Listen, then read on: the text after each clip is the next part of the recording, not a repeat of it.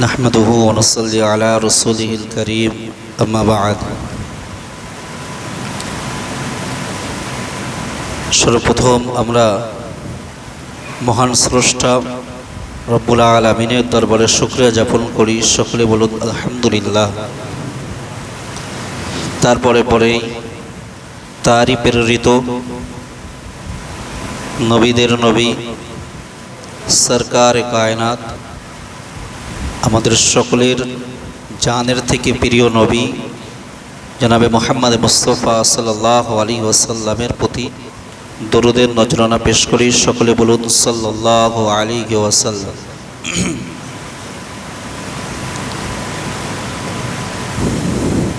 আমরা আলোচনা শুনছিলাম সূরা বনী ইসরাঈলের। গত সপ্তাহে 16 নম্বর আয়াত পর্যন্ত আলোচনা হয়েছিল। 16 নম্বর আয়াতে আলোচনা ছিল এটাই যে আল্লাহ যখন কোনো জাতিকে, কোনো গোত্র বা কোনো এলাকাকে ধ্বংস করতে চান, ইচ্ছা করেন, তখন সেই এলাকার ধনী ব্যক্তিদের হাতে ক্ষমতা দিয়ে দেন। এরপরে 17 নম্বর আয়াতে আল্লাহ বলছেন ওয়াকাম আহলাকনা মিনাল কুরুনি মিন বা'দি নূহ, আমি কত সংখ্যক বা অনেক সংখ্যা মানব গোষ্ঠীকে, মানে এখানে সংখ্যা মানুষ না, অনেক সংখ্যা মানব গোষ্ঠী, একটা দুটো না, অনেকগুলো গোষ্ঠীকে আল্লাহ ধ্বংস করেছে।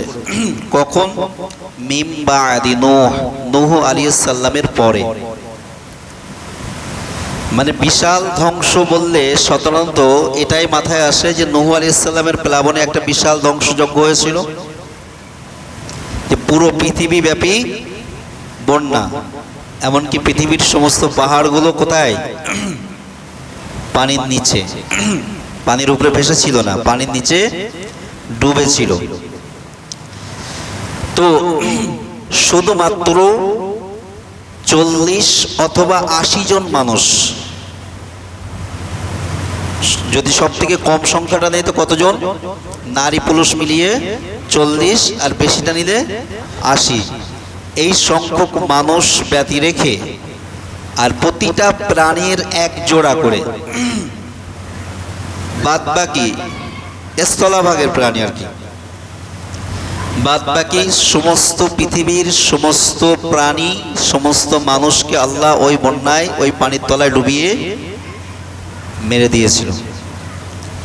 তাহলে যখন বহুত মানুষ একসঙ্গে মারা গিয়েছিল আল্লাহর গজবে, এটা বললে সাধারণত মানুষের ধারণা ওই নূহ আলাইহিস সালামের প্লাবনের কথার দিকে যেতে পারে। তো আল্লাহ এখানে বলছেন মিন বা'দি নূহ, নূহ আলাইহিস সালামের পরে, ওতে যা গিয়েছে ও তো আলাদা। ওর পরে আবার যখন আবাদি হয়েছে, এই আবাদি হওয়ার পর থেকে নিয়ে কোরআন আসা পর্যন্ত এর মাঝখানেও অনেক সংখ্যক গোত্রকে আমি আল্লাহ ধ্বংস করে দিয়েছি। ওই মেশিনের সুইচটা মেরে দেন দিন, ওই যে সুইচটা চাপা আছে ওটা মেরে দিতে মনে হচ্ছে।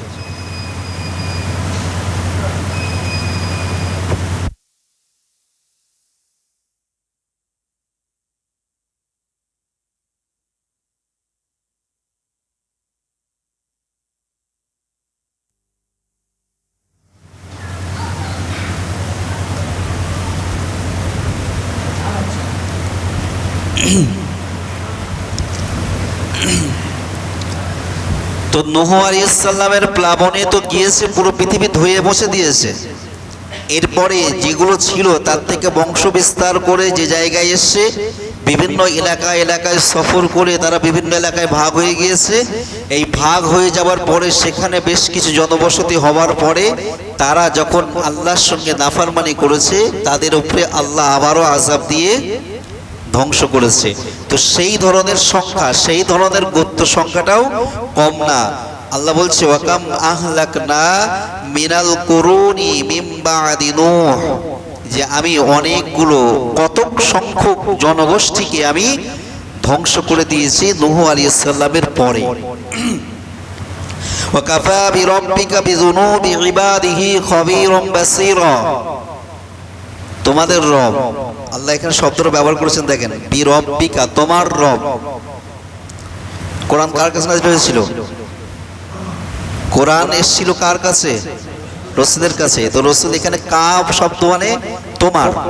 যখন কোনো সামনের কোনো ব্যক্তিকে ইশারা করা হয় আরবিতে, তখন কি শব্দ ব্যবহার হয় আরবিতে? কাব সবর কা, পুরুষ হলে। তো রাসূলের জন্য ইশারা হচ্ছে যে রাসূল তোমার রব, তোমার রব বিযুনুবি ইবাদিহি, তার বান্দাদের গুনার ব্যাপারে খবীরম, খবর রাখে, বাসীর, এবং দেখে।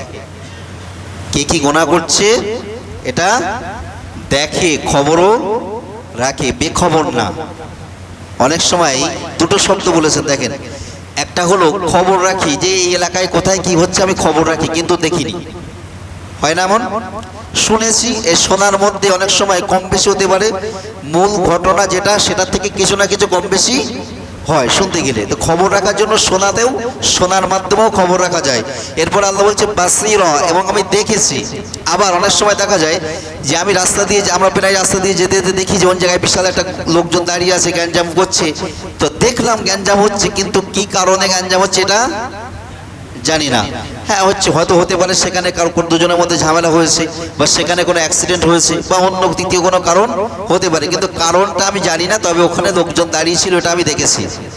তো দেখলেও খবর সবসময় পাওয়া যায় না, আবার খবর রাখলেও মূল খবরটা সঠিকভাবে নাও পাওয়া যেতে পারে। তো আল্লাহ দুটো শব্দ একসঙ্গে বলুন, খবীরম বাসীরা, দেখেছি এবং খবরও রাখি। মানে এখানে কম বেশি হবার কোনো জায়গা নেই। তুমি কি করছো ওটা আমি দেখছি, খবরও রাখি। অতএব আল্লাহ যখন মনে করবে, এর আগের সঙ্গে সম্পর্ক মেলান, যে আল্লাহ দেখতে থাকে, খবরও রাখে কারা কি ধরনের গুনাহ করছে, পাপ করছে। তো যখন মনে করে যে এই পাপাচারটা অতিরিক্ত বেড়ে গিয়েছে, এবার তাদের ধ্বংস করা দরকার, তখন আল্লাহ তাদেরকে ধ্বংস করে দিয়েছে। মান কানা ইউরিদুল আজিলাতা আজ্জালনা লাহু ফিহা মা নাশাউ লিমান নুরিদু সুম্মা জাআলনা লাহু জাহান্নাম ইয়াসলাহা মাযমুমান মাদহুরা। এটা একটা কথা দেখেন, খুব সতর্ক হয়ে যান যারা নেক কাজ করেন। যারা বদ কাজ করে, গুনাহ করে, তাদের তো অবস্থা আরো অবস্থা খারাপ, কিন্তু যারা নেক কাজ করে তাদের সতর্কীকরণের একটা আয়াত এটা। মান কানা ইউরিদুল আজিলাতা আজ্জালনা লাহু, যে ব্যক্তিরা কোনো ভালো কাজ করে আর তার বদলা নগদ চায় দুনিয়াতে। যে ব্যক্তি কোনো ভালো কাজ করে আর তার বদলা দুনিয়াতে নগদ চায়, এই নগদ চাওয়ার দুটো কারণ হতে পারে। একটা কারণ সে আখিরাতকে বিশ্বাস করে না, আর একটা কারণ আখিরাতকে তো বিশ্বাস করে, কিন্তু আখিরাতের প্রয়োজনীয়তার থেকে দুনিয়ার প্রয়োজনটা তার কাছে বেশি প্রাধান্য পায়। এই দুটো কারণে যে কোনো একটা কারণে মানুষ যে দুনিয়াতে ভালো কাজ করে সেই ভালো কাজের আশা করে। এখন অনেকের মনে হতে পারে যে আখিরাতের বিশ্বাস করেন অথচ ভালো কাজ করে, এমন হয়? হয় না এমন? হয় না? হয় না? এটা বুঝতে হবে না, আপনি বুঝতে পারছেন? যদি বুঝতে পারেন তাহলে আর উদাহরণ দেবো না। কেউ বলে না কিছু, বুঝে দিতে হবে। কোন বিধর্মীর কাছে কোন অসহায় যে বিধর্মীর আখিরাতে বিশ্বাস রাখে না, তার কাছে কোনো অসহায় ব্যক্তি সাহায্য চেলে সাহায্য করে না? কিছু না কিছু সাহায্য করে। এই সাহায্য করাটা ভালো কাজ না খারাপ কাজ? ভালো কাজ। তো সেও তো ভালো কাজ করছে। তো সে ভালো কাজ করছে এই উদ্দেশ্যে যে দুনিয়াতে কিছু পাবো, তার তো আখিরাতের বিশ্বাসই নেই। আর এক শ্রেণীর মানুষ এমন হতে পারে যে তার আখিরাতের বিশ্বাস আছে, কিন্তু আখিরাতের প্রয়োজনের ব্যাপারে তার অত গুরুত্ব নেই, আখিরাতের চাহিদা তার বিশ্বাস কিছু নেই। সে মনে করে দুনিয়াতে সবকিছু পেয়ে গেলেই হবে, দুনিয়া আমার সুখীময় হোক, তারপর আখিরাতের চিন্তা পরে হবে। এই যে চিন্তায়, তো আখিরাত তো বিশ্বাস করে কিন্তু আখিরাত নিয়ে বিশেষ চিন্তা ভাবনা করে না। এই দুটো কারণে যে কোনো একটা কারণে মানুষ দুনিয়াতে নগদ চায়। তার জন্য কি বলছে, মা নাশাউ লিমান নুরিদু সুম্মা জাআলনা লাহু জাহান্নাম, তার নগদ সে যতটুকু ইচ্ছা, আমি আল্লাহ ইচ্ছা করলে তাকে কিছু দিতেও পারি, নাও দিতে পারি, কিন্তু তার এই ইচ্ছার কারণে তার ওই নেক আমল আমার কাছে গৃহীত হবে না। কি হবে? যে সুম্মা জাআলনা লাহু জাহান্নাম, সে কিয়ামতের দিন জাহান্নামের অধিবাসী হবে। একটা কথা প্রায় বলা হয় না, যে যখনই কোনো ভালো কাজ করা হবে নিয়ত করতে হবে কিসের জন্য? আল্লাহর সন্তুষ্টির জন্য। আমি এই ব্যাপারে মানে এই বিষয়টাকে দুটো তিনটে জায়গায় বেশি গুরুত্ব দিয়ে বলি। নামাজ সচরাচর মানুষ বেশিরভাগ মানুষ আল্লাহর সন্তুষ্টির জন্যই পড়ে।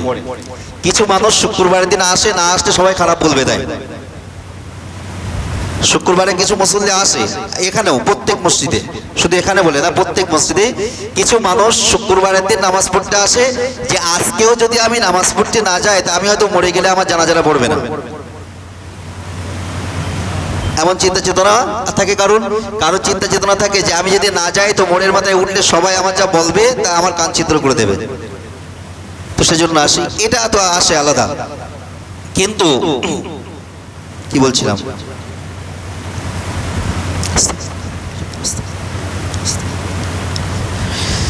যে কি কথা থেকে সেটাই, আখিরাতের কামনা করে না যারা দুনিয়াতে ভালো কাজ করে। হ্যাঁ, না, আমি যেটা বলছিলাম যে দুটো জায়গায় আমি বিশেষ করে স্মরণ করি বা বিশেষ করে বেশি টার্গেট করে বলি, তার মধ্যে সে দুটো জায়গা কি সেটা বলতে যাচ্ছিলাম। তো নামাজ যারা সাধারণত সব সময় পড়ে, এরা বেশিরভাগ মানুষরাই আল্লাহর সন্তুষ্টির জন্য পড়ে। রমজান মাসে যারা রোজা রাখে, অধিকাংশ মানুষই আল্লাহর সন্তুষ্টির জন্যই রোজা রাখে। কিন্তু দুটো আমল এমন আছে যে আমল দুটো মানুষ সচরাচর লোক দেখানোর জন্য করে।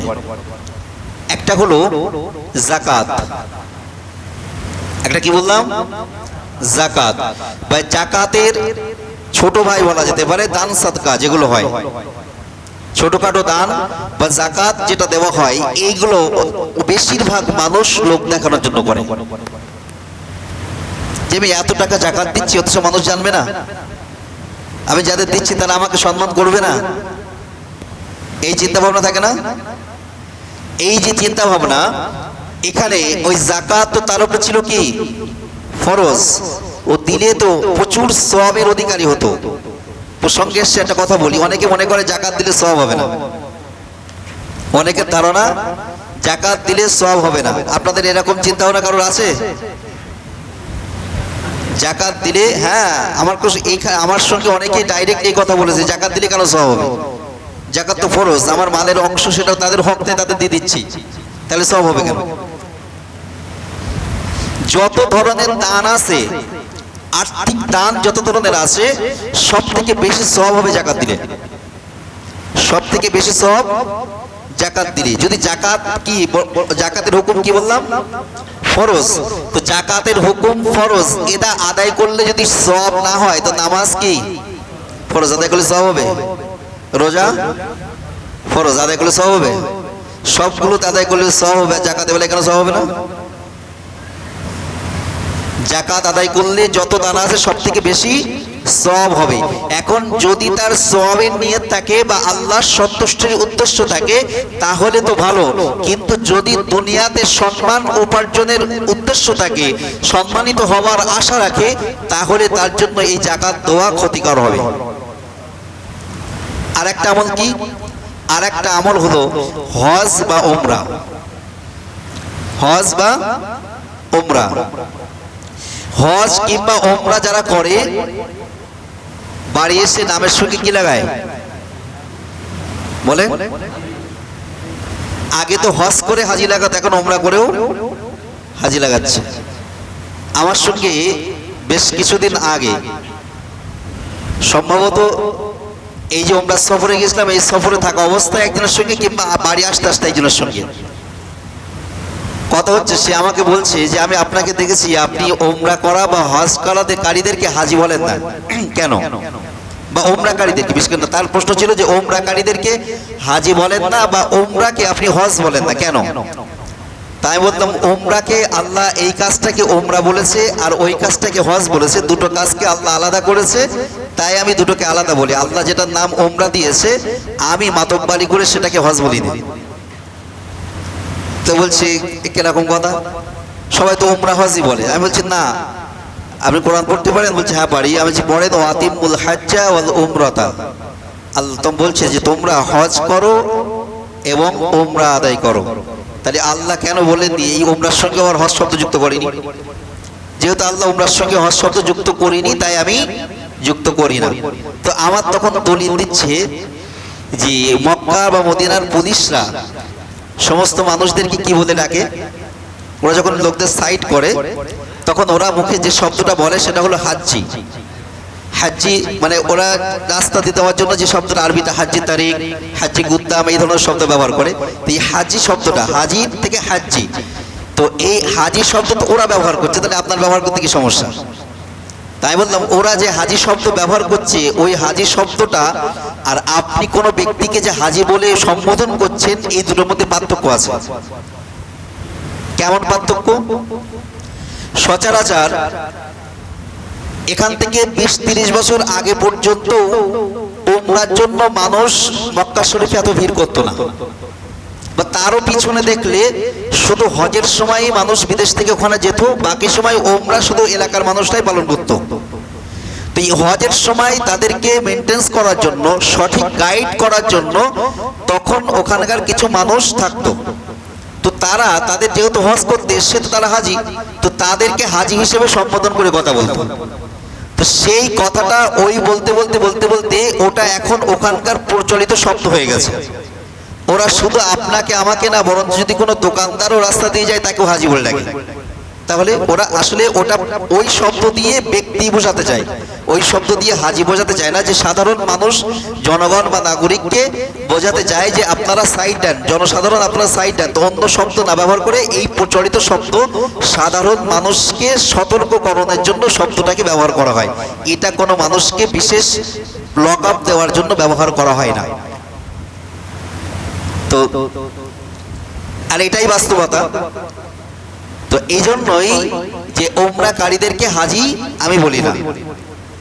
তো সে তখন আমার সামনে আর যুক্তি দিয়ে দেওয়ার পারেনি, কিন্তু তার ব্যক্তিগত অভিমত থেকে সে সরে আসেনি। না, আমি আপনি যা বলেন বলেন, আমি এটাই বলবো।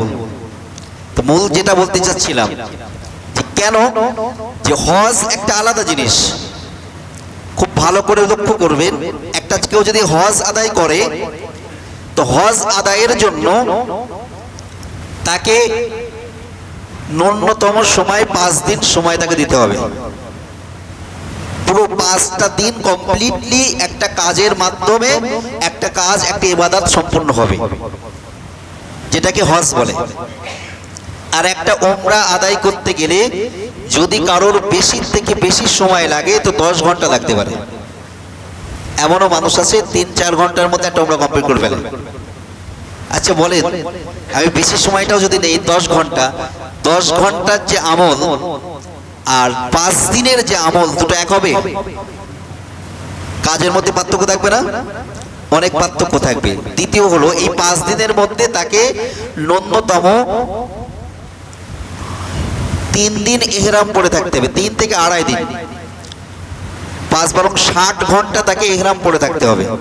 আর উমরাতে 10 ঘন্টা। ইহরাম অবস্থায় যারা থেকেছে তারা জানে ইহরাম অবস্থায় থাকাটা কতটা সচেতন বা সতর্ক অবস্থায় থাকতে হয়। কোথাও চুলকালেও জোরে চুলকানো যায় না ইহরাম অবস্থায়। আপনার মাথায় চুলকাচ্ছে, বিশাল জোরে আপনি চুলকাতে পারবেন না। আপনার মাথায় উকুন হয়েছে, চুলকাতে যে নখের মধ্যে একটা উকুন চলে এসছে, ওই উকুনটাকে আপনি ফেলে দিতে পারবেন না, আবার মাথায় ছেড়ে দিতে হবে। মারা তো দূর কি বাত। এটা হলো ইহরামের অবস্থার কথা বলছি। তাই এই অবস্থায় 60 ঘন্টা থাকা আর 10 ঘন্টা থাকা দুটো এক। দ্বিতীয়, উমরা করার খরচা কত? খুব বেশি থেকে বেশি আমাদের দিক থেকে যারা যাচ্ছে 1 লাখ টাকা, আর হজ করতে গেলে 5 লাখ। আর যদি উমরাতে কেউ বেশি খরচা করে তো 3 লাখ টাকা খরচা করতে পারবে। আর ফরজ হজে বেশি খরচা এখন 10 থেকে 11 লাখ। তাহলে দুটোর মধ্যে পার্থক্য কতটা? তাহলে দুটো ইবাদতের যদি এতটা পার্থক্য থাকে, তার মানেরও পার্থক্য, সওয়াবেরও পার্থক্য থাকবে। এই যে একটা জিনিস বলে দেই, যারা উমরা করতে যায় বা যারা হজ করতে যায়, যে হজের ওই ক্রিয়াগুলো, উমরার ওই ক্রিয়াগুলো আদায় করলে ওর একটা তো সওয়াব আছেই, উপরন্তু সে বাড়ি থেকে যাওয়ার সময় যে টাকাটা খরচা করে যাচ্ছে, এই যে 1 লাখ হোক, 3 লাখ হোক, 5 লাখ বা 10 লাখ, এই টোটাল টাকাটা আল্লাহর রাস্তায় বা একটা ফরজ বিধান আদায় করার পিছনে খরচা করার সওয়াব হবে। এই অর্থটা এমনকি এটাও হতে পারে যে যারা ওখান থেকে খেজুরগুলো কিনে নিয়ে আসে, এই খেজুর কেনাটাও সওয়াবের মধ্যেই গণ্য হবে। তাহলে সওয়াব কতটা? এই আমলটা মানুষ করে কিসের জন্য? অধিকাংশ, সবাই না, বা অনেক সংখ্যক মানুষ এমন আছে তারা দুনিয়াতে বিশেষ সম্মান হাসিলের জন্য করে। তো দুনিয়াতে সম্মান হাসিলের জন্য করেও অনেকের দেখা যায় সম্মান হতে হয়, কারণ হয় না। তা আল্লাহ বলছে যারা আখিরাতের কামনা রাখে না, দুনিয়ার কামনা রাখে, তাদেরকে মা নাশা উল ইমান নুরিদ, আমি যাকে চাই তাকে দিই। হতে পারে যে চেয়েছে তার মধ্যে কাউকে দেয়, আবার যে চাইনি তাকেও সেই জায়গায় পৌঁছে দেয়। আল্লাহর ইচ্ছার উপরে নির্ভর করে। কিন্তু আমার ইচ্ছা দুনিয়া কামানোর জন্য, আমার ইচ্ছা দুনিয়াতে লাভবান হওয়ার জন্য, এই ইচ্ছা থাকার কারণে দুনিয়াতে আমি লাভবান হই আর না হই, আখিরাতে আমি ক্ষতিগ্রস্ত অবশ্যই হব। কেন? এর বদলা আল্লাহর কাছে যাবে না। ইয়াসলাহা মাজমুমান মাদহুরা, এবং সে কিয়ামতের দিন জাহান্নামে প্রবেশ করবে কেমন ভাবে? লাঞ্ছিত এবং বিতাড়িত ভাবে। বিতাড়িত কখন হয়? যখন সে কোনো কাজ করার পরে। যে কেউ কি বিতাড়িত হয়? একজন মানুষকে কিছু দেওয়া হয়নি, সে কি বিতাড়িত বলবো? বিতাড়িত শব্দ ব্যবহার হয় কিন্তু ওই ক্ষেত্রে যে কোনো মানুষ কাজ করেছে, মনে করেন এখান থেকে 50 জন মানুষ একজনের ক্ষেত্রে কাজ, কোনো কারোর মজদুরি করেছে। এখন মজদুরি করার পরে তাকে সে এবার সকলে পারিশ্রমিক নিতে গিয়েছে, তার মধ্যে থেকে কিছু মানুষের পারিশ্রমিক দেওয়া হয়নি, ফেরত দেওয়া হয়েছে, তাদেরকে তাড়িয়ে দেওয়া হয়েছে। তোমার পারিশ্রমিক দেওয়া নেই, একেই তো বলা হয় বিতাড়িত, যে ওকে বিতাড়িত করেছে। বা বাপের সম্পদ পাওয়া দরকার ছিল সন্তানের, সন্তানকে বাপ না দিয়ে তাকে বিতাড়িত করে দিয়েছে। তার পাওনা হক ছিল, সেই হকটা তাকে না দিয়ে, মানে এটা এই ক্ষেত্রে যে সে দাবিদার ছিল যে আমি তো দুনিয়াতে কাজ করেছি, তো এই দাবিদার ছিল, এই দুনিয়াতে আমি তো হজ করেছি, দুনিয়াতে আমি যাকাত দিয়েছি, তাহলে পাবো না কেন? হ্যাঁ, পাবে না কেন? তোমাকে তাড়িয়ে দেওয়া হচ্ছে এজন্য যে তুমি আখিরাতের উদ্দেশ্যে করনি, তুমি দুনিয়ার উদ্দেশ্যে করেছিলে। এটা তাড়িয়ে দেওয়ার কারণ। তারপর কি বলছে? ওয়ামান আরাদাল আখিরাতা ওয়া সাআলাহা ওয়া সায়াহা ওয়া হুয়া মুমিনুন ফাউলাইকা কানা সায়ুহুম মাশকুরা। আর যে ব্যক্তি মুমিন অবস্থায় আখিরাতে পাওয়ার ইচ্ছায় সর্বাধিক চেষ্টা করে, তার সর্বাধিক চেষ্টাটা, এটা মানে এমন একটা শব্দ বা এমন একটা বিষয় যে সর্বাধিক চেষ্টা সকলের এক হয় না। খুব ভালো করে বুঝবেন। একজন ঘর করেছে তার সর্বশক্তি দিয়ে, সে কোন রকম কুঁড়ে ঘর বানাতে পেরেছে। আর একজন তার সর্বশক্তি দিয়ে ঘর করেছে, একতলা ঘর বানিয়েছে, প্লাস্টার করে রং করে পাথর পাথর বসিয়েছে। আর একজন তার সর্বশক্তি দিয়ে ঘর করেছে, 3 তলা বানিয়ে ফেলেছে। আবার একজন তার সর্বশক্তি দিয়ে ঘর করে 100 তলা বানিয়ে ফেলেছে। হয় না? আবার ইবাদতের ক্ষেত্রেও কেউ তার সর্বশক্তি দিয়ে, আজকে আমরা যারা মসজিদে এখানে উপস্থিত আছি, আমরা যদি আমাদের সর্বশক্তি কাজে লাগাই, সকলেই কি একই রকম ইবাদত করতে পারবো? কারোর বয়সজনিত সমস্যা, কারোর ইলম না থাকার সমস্যা। কেউ চাচ্ছে আমি নামাজ লম্বা করব, 1 ঘন্টা ধরে একটা রাকাতে আমি কেরাত পড়বো, তো 1 ঘন্টা ধরে কেরাত পড়তে গেলে তার শিকারাতে জানতে হবে তো। এখন সে মনে করেন খুব বেশি বেশি 1 পারা মুখস্থ, তো সে তার সর্বাধিক চেষ্টা কোথায় গিয়ে দাঁড়াবে? 1 পারা শেষ পন্থা যে, কারণ 10টা সূরা মুখস্থ, তো তার সর্বাধিক চেষ্টা কোথায় যাবে? 10টা সূরা যেই সীমাবদ্ধ হয়ে যাবে, আটকে যাবে। কারণ পুরো কোরআন মুখস্থ, তার সে সর্বাধিক চেষ্টা পুরো কোরআন হয়ে যাবে। তো সর্বাধিক চেষ্টার পরেও ফলাফল সকলের একই জায়গায় আসবে না, সকলের কর্মক্রিয়া একই রূপ হবে না। এবং হতে এরকম হবে যে কেউ চাচ্ছে তার মুখস্থ, দুজন, একজনের বয়স 60 বছর, একজনের বয়স 25 বছর, দুজনই পরিপূর্ণ কোরআনের হাফেজ, দুজনই দাঁড়িয়ে গেছে পরিপূর্ণভাবে সর্বোচ্চ চেষ্টা করবে। যে 25 বছর হাফেজ, সে তো 25 বছর বয়সের কারণে, তার শরীরে শক্তি থাকার কারণে সে পুরো একবার দাঁড়িয়েই পুরো কোরআন পড়ে দিতে পারবে। কিন্তু যে 60 বছর বয়স,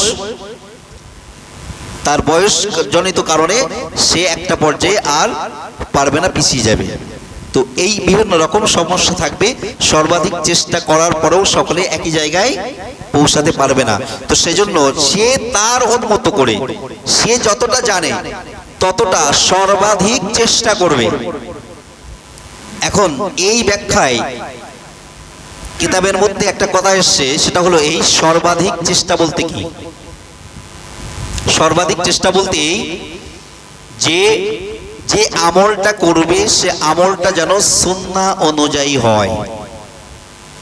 আমলটা কি অনুযায়ী? সুন্নাহ অনুযায়ী। সুন্নাহ কাকে বলে? আমরা সুন্নাহ অনুযায়ী শুনি বারবার যে সুন্নত পদ্ধতিতে হতে হবে, কিন্তু সুন্নাত কাকে বলে? যে কাজটা রাসূল হয় নিজে করেছেন, অথবা রাসূল কোন সাহাবাকে করার অনুমতি দিয়েছেন বা করতে আদেশ করেছেন, অথবা রাসূলের সামনে কোন সাহাবা সেই কাজটা করেছে, রাসূল সেই কাজটা করার মৌন সম্মতি দিয়েছে, নিষেধ করেনি যে ঠিক আছে কাজটা, যে মৌন দেখেছে, দেখার পরে ভুল হলে রাসূল কি করতো? ধরে দিত। তো তার ভুল হয়নি, রাসূল ধরে দেয়নি, বা তুমি ঠিক করেছো এই কথাও বলে দেয়নি। তার মানে মৌন সম্মতিটা, যে মনে মনে সম্মতি দিয়ে দিয়েছে তাকে, এই কাজটা ঠিক আছে করা যাবে। তো এই তিন ধরনের যে কাজটা, এই কাজগুলো কি সুন্নাহ। এই কাজগুলো কি সুন্নাহ। এর বাইরে আর যা আছে একটাও সুন্নাত না। সেটা আমার আপনার নজরে যতই সুন্দর কাজ হোক, যতই ভালো কাজ হোক, যদি কোনো জিনিসের কোনো প্যাটার্ন আমরা বানাই, তো সে প্যাটার্নটা যত সুন্দরই হোক না কেন, যত স্টাইলিশ হোক আর যত লাভজনিত হোক না কেন, দেখে মনে হয় না কেন দুনিয়াতে লাভজনিত মনে হলেও আখিরাতে তার কোনো লাভ নেই। দ্বিতীয় আরেকটা কথা বলেছেন, প্রথমত সুন্নাহ অনুযায়ী হতে হবে, দ্বিতীয়ত সে কাজটা রেগুলার হতে হবে। দ্বিতীয়ত কাজটা কি? রেগুলার হতে হবে। আমরা নামাজ আদায় করি, নামাজ যদি রেগুলার না পড়ি তাহলে সর্বাধিক চেষ্টার মধ্যে পড়ছে না পড়ছে না? উত্তর দেন। কেউ কিচ্ছু বলে না। এই যে সংজ্ঞা শুনলেন, সংজ্ঞা শুনে নিজেরা বিচার করেন। আমরা যে নামাজ আদায় করছি, এই মনে হলো তা পড়লাম একটানা 5 ওয়াক্ত, 1 মাস 2 মাস, আবার 3 মাস বন্ধ করে দিলাম, আবার এসে 2 মাস পড়লাম, আবার 4 মাস বন্ধ। এটা সর্বাধিক চেষ্টার মধ্যে হচ্ছে না হচ্ছে না? 2-4 জন উত্তর দিয়েছে, সকলে উত্তর দিতে হবে। একটু জোরে আওয়াজ করে বলেন, হচ্ছে না। তাহলে যদি না হয় তাহলে আল্লাহর কাছ থেকে এর বদলা পাওয়ার ব্যাপারে বলেন আশা রাখা যায়? এইটা দেখেন, খেয়াল করেন খুব ভালো করে, যে আল্লাহ বলছে কি, যে ব্যক্তি মান আরাদাল আখিরা, যে ব্যক্তি আখিরাতে পাওয়ার ইচ্ছা রাখে, ওয়া মুমিনুন, মাঝখান থেকে কেটে দিয়েছি আমি, ওয়া মুমিনুন, এবং সে মুমিন। মুমিন হবে, আখিরাতে পাওয়ার ইচ্ছা রাখবে, মাঝখানে কি ওয়াসাআলাহা, সে চেষ্টা করবে, তার চেষ্টার সর্বাধিক চেষ্টা। তাহলে কি হবে? ফাউলাইকা কানা সাইহুম মাশকুরা, তাহলে তার চেষ্টাকে মর্যাদা দেওয়া হবে। তাহলে তার চেষ্টাকে মর্যাদা দেওয়া হবে। এবার চিন্তা করুন কার মর্যাদার দরকার আছে আর কার নেই। ছোট্ট ছোট্ট কারণে আমরা নামাজ ছেড়ে দিই। মোড়ের মাথায় দাঁড়িয়ে দাঁড়িয়ে, বিভিন্ন জায়গায় বসে বসে সপ্তাহের পর সপ্তাহ, মাসের পর মাস, বছরের পর বছর কাটিয়ে দিই। আবার রমজান মাস আসলে নামাজ আদায় করি। তবে হ্যাঁ, যারা এই মাঝে মধ্যে নামাজ পড়ছে, মাঝে মধ্যে রোজা রাখছে, আবার রাখছে না, এই নেক কাজগুলো, অথচ আখিরাতের তামান্না আছে, এগুলো কি একদম পাবে না? না, পরিপূর্ণ যেগুলোকে পরিপূর্ণ নাকচ করে দেওয়া হবে না, কিছু পাবে, কিন্তু মর্যাদাশীল, বিশেষ মর্যাদায় মর্যাদাশীল হবে না। ওই পিছনের দিকে একটা জায়গা পেতে পারে। যেমন হয় না যে কিছু কিছু বড় বড় প্রোগ্রামগুলোতে একটা হয় স্টেজের ভিআইপি, আর একটা হয় ভিভিআইপি, আর কি এখন তো ক্যাটাগরি আরো বেড়ে গেছে। ভিভিআইপি তারা থাকবে কোথায়? স্টেজে। স্টেজের পাশে একটা জায়গা ঘেরা থাকে, জায়গার লেখা থাকে ভিআইপি গেস্ট, এখানে ভিআইপি গেস্টটা বসবে। আর সামনে একদল থাকে যে এটা সাধারণ গেস্টের জন্য, আর ওর থেকেও ন্যূনতম একদল থাকে কোথায়? রাস্তায় ঘুরে ঘুরে বেড়ায়। ওদের ভিভিআইপিতেও জায়গা হয়নি, ভিআইপিতেও হয়নি, সাধারণ ক্যাটাগরিতেও হয়নি। কোথায় আছে? রাস্তায় আছে। তা এইরকম হতে পারে, অংশগ্রহণ তো করেছে, তবে কোথায়? রাস্তায়। আসল মজলিসে কি হয়েছে কিছু খবর রাখে না। জান্নাতের একটা আসল মজলিস হবে, আর 2 মিনিট নেব, আসল একটা মজলিস হবে জান্নাতের, যে মজলিসটাকে বলা হয়েছে হবে কোথায়? মসজিদ নামীয় একটা মাঠে। জান্নাতে একটা মাঠ আছে, যে মাঠটা মসজিদ নাম তার। এই মাঠে একটা মসজিদ হবে। এই মাঠটা কত বড়? জিবরাইল আলাইহিস সালাম বলছেন যে আমি আল্লাহর কাছে দাবি করেছিলাম, আল্লাহ আপনি আমাকে 500 জোড়া ডানা দিয়েছেন, এই ডানা আমি ব্যবহার করতে পারিনি। আসমান থেকে জমিনে আসার জন্য 1 জোড়া ব্যবহার হয়, আর ব্যবহার হয় না। তা আল্লাহ বললেন যাও জান্নাত দেখে এসো। জিবরাইল আলাইহিস সালাম জান্নাত ঘুরে আসলেন, সমস্ত 8টা জান্নাত সব ঘুরে এসে বলল আল্লাহ সেই একটা ডানাই মিটে গেছে, আর লাগেনি। জাহান্নাম দেখে এসো, জাহান্নাম দেখে এসে ও তো আরো ছোট জায়গা, কেন ওখান থেকে গাদাগাদি করে রাখা হবে, হয়নি। বলতে কোথায় যাবো এবার? বলতে যাও একটা মাঠ আছে, জান্নাতীদের নিয়ে একটা বিশেষ মজলিস হবে, ওই মজলিসের যে মাঠটার নাম মসজিদ, ওই মাঠটা ঘুরে দেখে এসো। জিবরাইল আলাইহিস সালাম বলছে আমি মাঠটা ঘুরে ঘুরে দেখতে দেখতে দেখতে দেখতে আমার 500 টানা সব ব্যবহার করার পরে আমি ক্লান্ত হয়ে বসে গিয়েছি। আল্লাহর কাছে জিজ্ঞাসা করছি, আল্লাহ আমি সব টানা ব্যবহার করেছি এবং ক্লান্ত হয়ে গিয়েছি, আমি আর চলতে পারছি না, আপনি আমাকে জানান এই মাঠের কতটুকু আমি পরিদর্শন করেছি। তা আল্লাহ বলছে জিবরাইল ওই মাঠের একটা কোণাও শেষ করতে পারোনি। মজলিস এই মাঠে হবে। কেমন মজলিস? মজলিসের প্রধান অতিথি, মজলিসের প্রধান অতিথি আমার আপনার নবী প্যারা হাবিব সাল্লাল্লাহু আলাইহি ওয়াসাল্লাম, তিনি সূরা ইয়াসিন তেলাওয়াত করে শোনাবেন। সেখানকার বিশেষ অতিথি দাউদ আলাইহিস সালাম, কোন বর্ণনা মতে তিনি জবুর কিতাব শোনাবেন, কোন বর্ণনা মতে তিনি কোরআনের কোন একটা সূরা শোনাবেন। আর ওই মজলিসের সভাপতিত্ব করবেন স্বয়ং রব্বুল আলামিন। এই মজলিসে জান্নাতীদের জন্য বিশাল একটা সিংহাসন থাকবে প্রত্যেকের জন্য, সাধারণ জান্নাতীদের জন্য। নবীরা সব স্টেজে থাকবে। নবীরা কোথায়? স্টেজে থাকবে। স্টেজের পাশে একটা জায়গা থাকবে যেটা ভিআইপি জায়গা, ওটা হলো রাসূলের একদম সঙ্গী সাহাবারা যারা ছিল তাদের। আর সামনে সাধারণ গেস্ট, আর কিছু মানুষ থাকবে তারা এই মজলিসে দাওয়াত পাবে না, তারা জান্নাতি কিন্তু এই মজলিসে দাওয়াত পাবে না। আমি আমার নিজের থেকে বলছি না, একদম সত্যি কথা এটাই, যে কিছু মানুষ থাকবে তারা এই মজলিসে দাওয়াত পাবে না, তারা আল্লাহর মুখ থেকে কোরআনে কারিমের তেলাওয়াত শুনতে পাবে না, রাসূলের মুখ থেকে তেলাওয়াত শুনতে তারা পাবে না। তো এরাই কোথাকার? মজলিসের, জান্নাতের, তবে কোথায়? রাস্তায়। সুতরাং আল্লাহ পাক রব্বুল আলামিন আমাদের সকলকে এই মসজিদ নামীয় মাঠের মেহমান হবার তৌফিক দিক, এবং দুনিয়াতে প্রত্যেকটা আমলের ব্যাপারে সর্বোচ্চ চেষ্টা করার তৌফিক দিক। সকলে বলুন আল্লাহু আমিন। ওয়া আখিরু দাওয়ানা আলহামদুলিল্লাহি রাব্বিল আলামিন।